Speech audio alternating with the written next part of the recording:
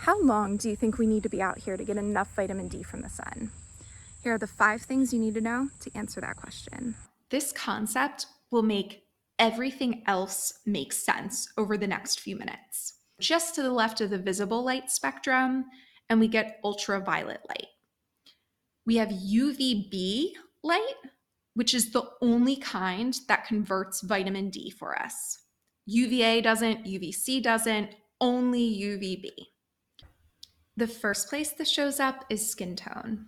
This is the Fitzpatrick scale. Towards the left, we have the fair skin tones that will be more likely to burn and develop cancer, and also will have an easier time absorbing the UVB rays that convert vitamin D in our skin.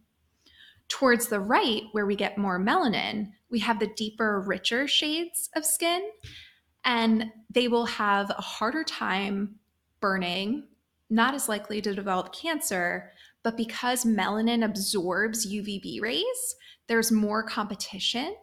So it takes longer to convert vitamin D. They've done some interesting studies up in Boston where they took skin from each of the 6 Fitzpatrick skin types. Why do you think he removes their skins? And calculated what their rate of conversion was for vitamin D within a certain period of time. For someone who had type 2, they had a 3% conversion rate, where type 5 was 0.3% conversion rate. So 10 times less conversion going on within the same period of time. The second consideration is skin exposure. Over here, you can see a rough estimation of the percentage of skin for different body parts. So the more skin that's exposed, the more that sunlight can get to do those conversions. So if you were to take a trip to Miami, Florida, and it's the middle of winter, and you had, a tank top on, capris, you would have around 25% of body exposed, and it would only take 3 minutes to make enough vitamin D. But if you were to snap your fingers and magically be transported to Boston in the middle of winter, 25% exposed, it would take you 23 minutes, so 20 minutes longer. But who in their right mind is going to be that unclothed in Boston in the middle of winter? More realistically, it's around 5 to 10% of skin exposed, which means it would take over 2 hours to get the recommended amount of vitamin D. The third consideration is time of day. If you see the stick figure that's directly underneath the sun, the rays from the sun have a straight shot through the atmosphere. And since they're cutting directly through it, their path is going to be shorter than the path they'll take to get to the other person, where it has to slice through the atmosphere on an angle. UVA rays are long. They go through, they don't really get absorbed by the atmosphere much. UVB rays do.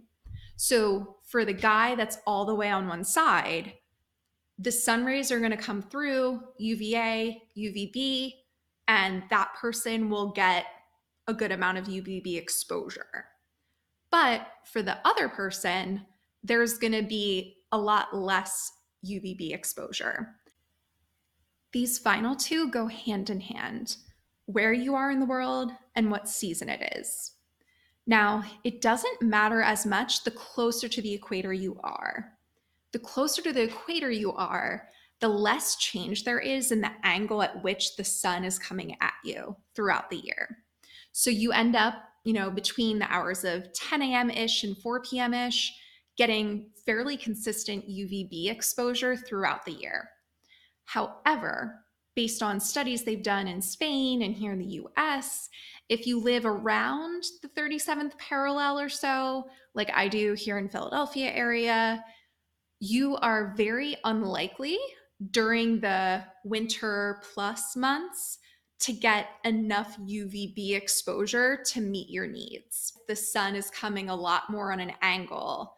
Those UVB rays are getting absorbed more through that angle they're coming through the atmosphere.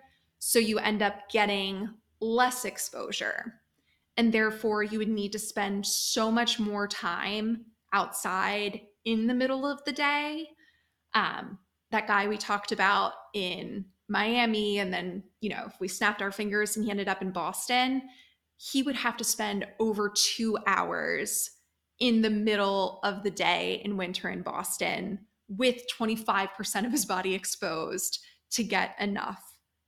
Taking all of this into account, for me, in Philadelphia during summertime, I would need around 10 to 15 minutes of sun exposure. But in the wintertime, I am very unlikely to get those needs met, which is why I might consider taking a supplement or asking my doctor to run my vitamin D labs to see where I'm at. Think about all of these things and how they apply to your situation, and get your vitamin D as optimal as possible by working with your team. Take care. The mind is more than can be seen. It's intricate, not just a mix of chemicals you need to fix. Listen in, I'll teach you more.